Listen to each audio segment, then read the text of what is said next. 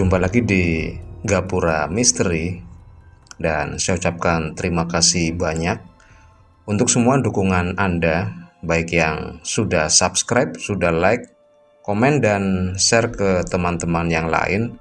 Saya benar-benar mengucapkan terima kasih yang sebanyak-banyaknya. Semoga semuanya selalu diberikan kesehatan, diberikan kemudahan dan kelancaran dalam semua urusan. Kisah horor yang ke-13 ini merupakan lanjutan dari kisah horor yang ke-12 sebelumnya. Jadi pada kisah horor yang ke-12 kemarin adalah bagian pertama, dan sedangkan di kisah horor yang ke-13 ini adalah bagian keduanya. Dan nanti juga akan saya cantumkan linknya, link kisah horor yang ke-12 di bagian deskripsi tentunya ya. Seperti yang sudah teman-teman saksikan di kisah horor yang ke-12, di situ dikisahkan tentang pengalaman horor atau kejadian yang sulit diterima logika yang dialami oleh seorang perempuan namanya Sinta, yang peristiwanya itu terjadi pada sekitar tahun 80-an. Dan Mbak Sinta ini merupakan salah satu subscriber juga, subscribernya Gapura Misteri ya.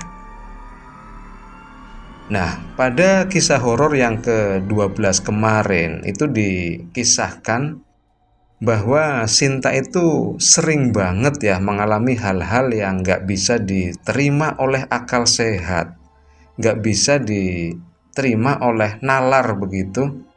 Dan ternyata yang mengalami kejadian-kejadian horor di rumahnya itu bukan hanya Sinta saja, tapi dialami juga oleh kakak-kakak Sinta. Bahkan hampir semua anggota keluarganya pernah mengalami kejadian horor di rumah tersebut.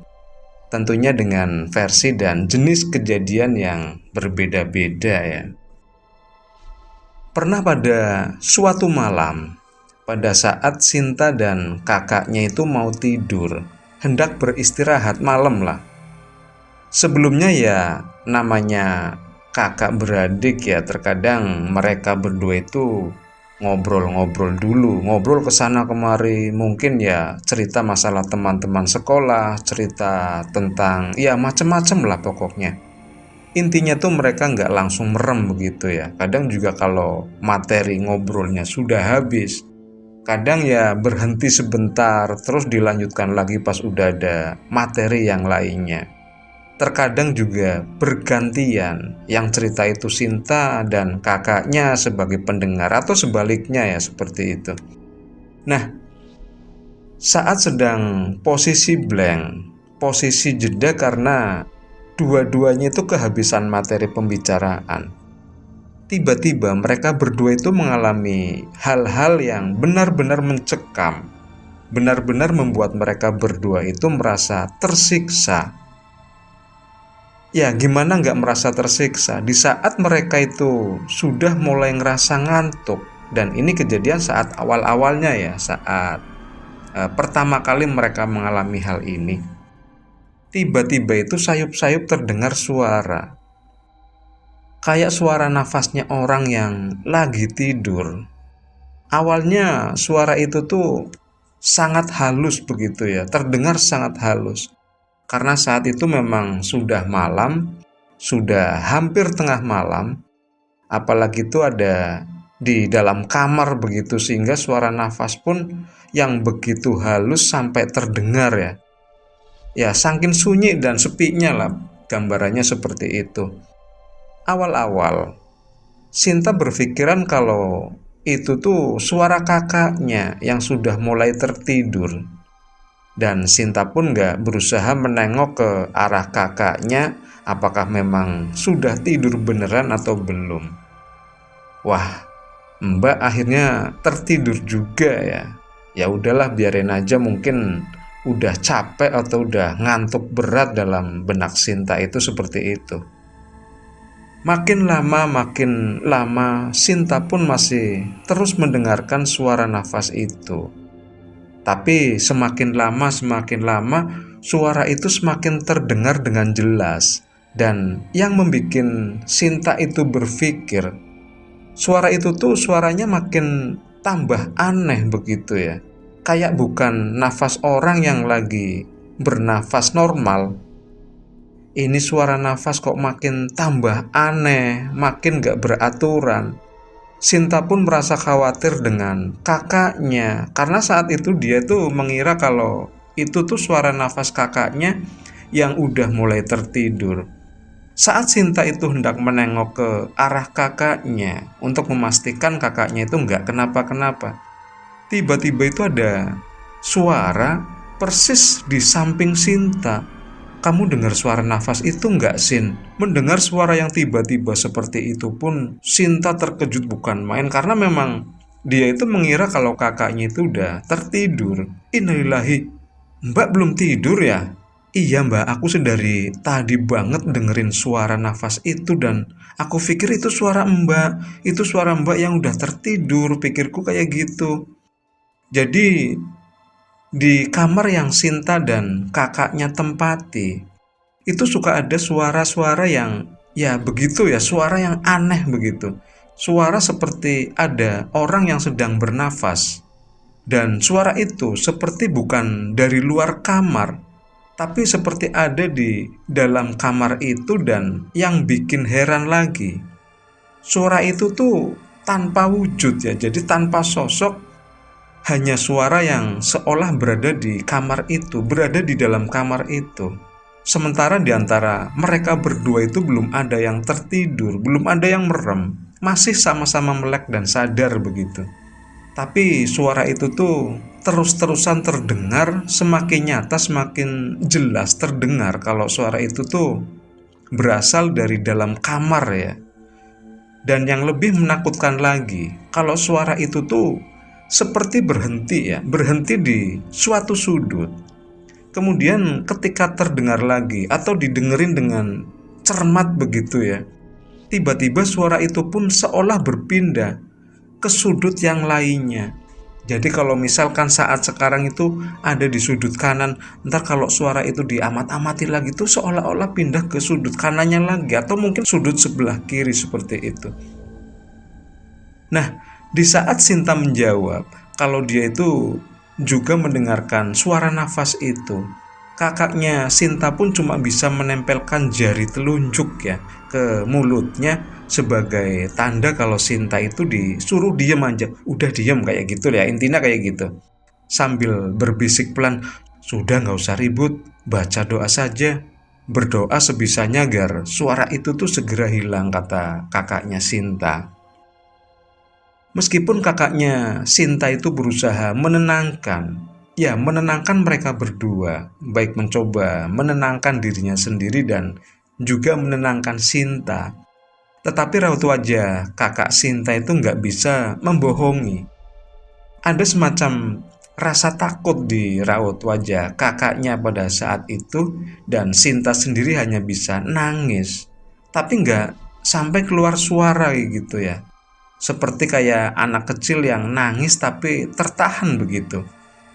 Dan semua saudara-saudara Sinta saat kejadian itu tuh udah pada tidur, sudah sunyi lah dan senyap malam itu.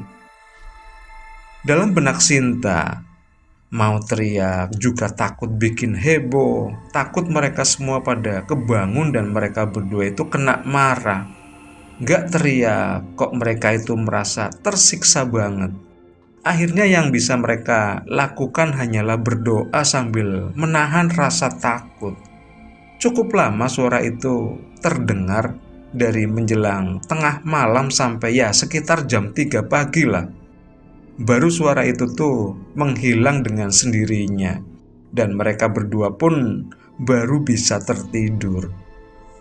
Ternyata kejadian semacam ini tuh gak cuma dialami pada malam itu doang. Pada keesokan harinya pun sama. Mereka berdua itu kembali dihadapkan dengan peristiwa itu lagi. suasana yang mencekam yang seolah-olah menjadi mimpi buruk dengan ya itu tadi, munculnya atau terdengarnya suara tapi tanpa wujud. Pada awalnya Sinta itu merasa takut, benar-benar takut setengah mati.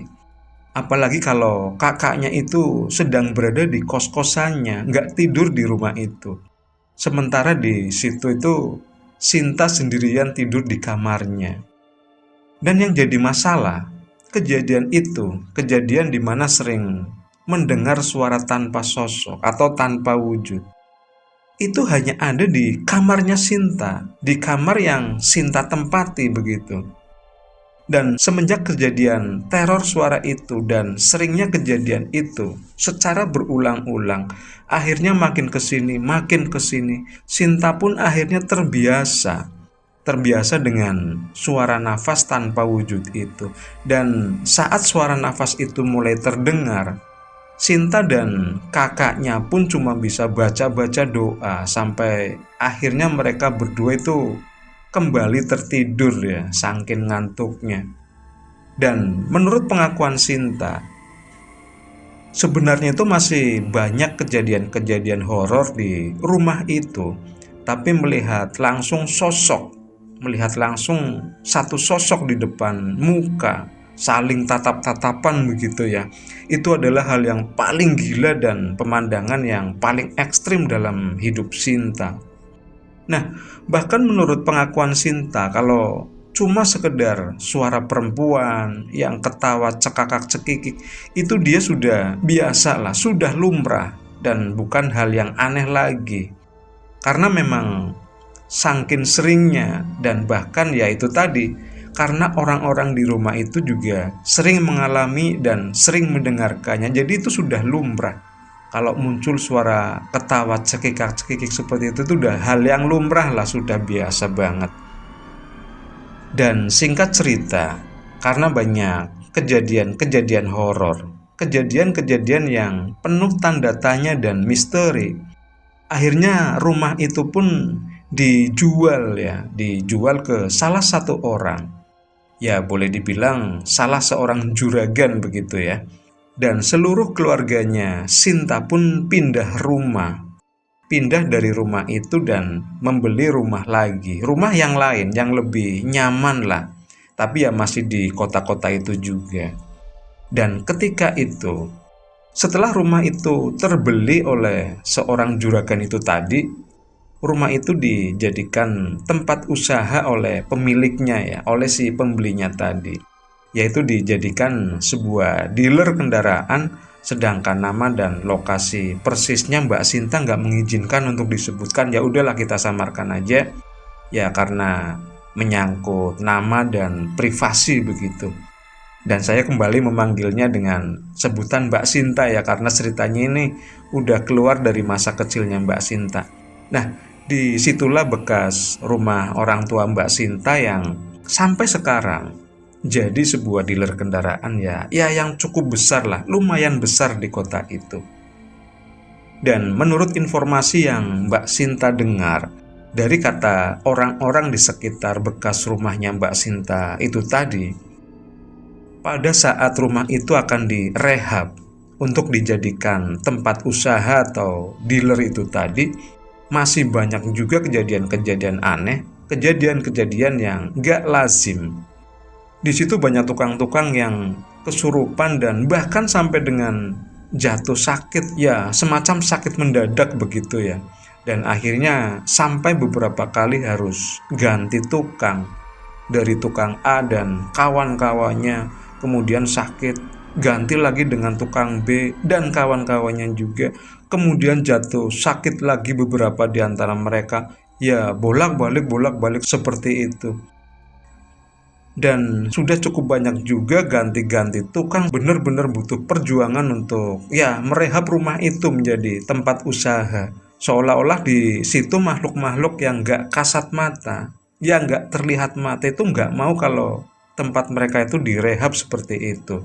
Sampai pada akhirnya ada serombongan tukang-tukang dan kenet-kenetnya, istilahnya begitu ya, yang sanggup untuk merehabnya sampai jadi sebuah tempat usaha berupa dealer kendaraan itu tadi.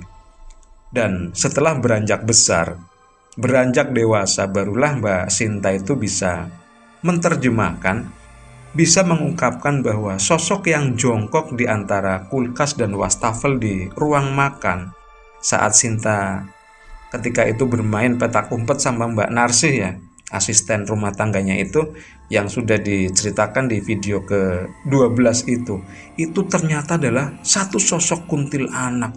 Ya balik lagi itu tadi, karena Mbak Sinta itu waktu itu masih kecil itu nggak ngerti kalau itu tuh kuntilanak atau apa, ngertinya tuh ya Mbak Narsih itu. Jujur saja kalau inget-inget masa-masa itu, Mbak Sinta itu sampai sekarang pun suka merinding sendiri. Untung saja saya tuh nggak dicaplok sama makhluk itu katanya.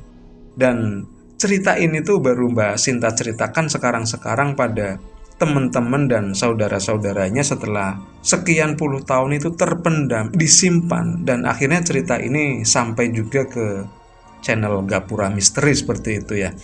Semoga cerita ini dapat memberikan pelajaran di mana pada realitanya kita itu tidak hidup sendiri ya, tapi masih ada makhluk lain di sekitar kita, di sekeliling kita, meskipun itu berbeda alam atau berbeda dimensi. Dan terima kasih Mbak Sinta udah berbagi cerita dan berbagi pengalaman horornya. Nah, itulah kisah horor yang dialami Mbak Sinta pada sekitar tahun 80-an di rumahnya sendiri di salah satu kota besar di daerah Jawa Barat sana. Dan cerita bagian kedua ini merupakan lanjutan dari cerita sebelumnya, yang linknya nanti ada di bagian deskripsi. Jadi buat teman-teman yang belum nyimak video sebelumnya, bisa disimak di link itu. Semoga bisa diambil pelajaran buat kita semua. Sekali lagi terima kasih untuk Anda semuanya. Jangan lupa subscribe, like, komen, dan share ke teman-teman yang lainnya. Dan bagi Anda yang punya pengalaman horor dan ingin berbagi dengan teman-teman lainnya di Gapura Misteri, bisa kirim email ke gapuramisteri@gmail.com. Dan sampai jumpa lagi di video yang berikutnya.